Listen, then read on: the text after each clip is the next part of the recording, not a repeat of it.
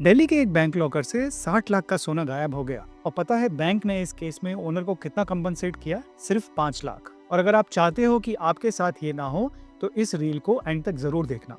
तो भाई सबसे पहले तो ये समझना जरूरी है कि बैंक लॉकर का मतलब ये नहीं है कि आपका गोल्ड फुली इंश्योर्ड है या बैंक हर सिचुएशन में पूरी जिम्मेदारी लेगा। अगर थेफ्ट, रॉबरी या फ्रॉड बैंक की नेग्लिजेंस की वजह से होता है तब बैंक लायबल होता है, और वो भी आरबीआई के रूल्स के अकॉर्डिंगली। एग्जाम्पल के लिए, अगर आप 3000 रुपीज रेंट देते हो तो मैक्सिमम कंपनसेशन 3 लाख तक का ही हो सकता है, भले ही आपने उसमें 10 लाख की ज्वेलरी रखी हो या 50 लाख की। इस प्रॉब्लम से बचने के लिए आपके पास दो अल्टरनेटिव्स हैं। पहला है लॉकर इंश्योरेंस। कुछ इंश्योरेंस कंपनीज आपके लॉकर में रखे हुए वैल्यूएबल्स को इंश्योर करती हैं और उस पर प्रीमियम भी गोल्ड वैल्यू के हिसाब से काफी कम होता है। दूसरा अल्टरनेटिव है गोल्ड लोन ओवरड्राफ्ट। ये नॉर्मल गोल्ड लोन से अलग होता है। ये एक सिक्योर क्रेडिट फैसिलिटी होती है जिसमें आप अपनी ज्वेलरी बैंक को प्लेज करते हो। बैंक उस ज्वेलरी की प्योरिटी और वैल्यू एसेस करता है और उसके अगेंस्ट आपको एक सैंक्शन क्रेडिट लिमिट दे देता है।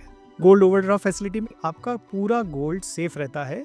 किसी भी डैमेज के केस में बैंक को 100% वैल्यू आपको वापस करनी होगी।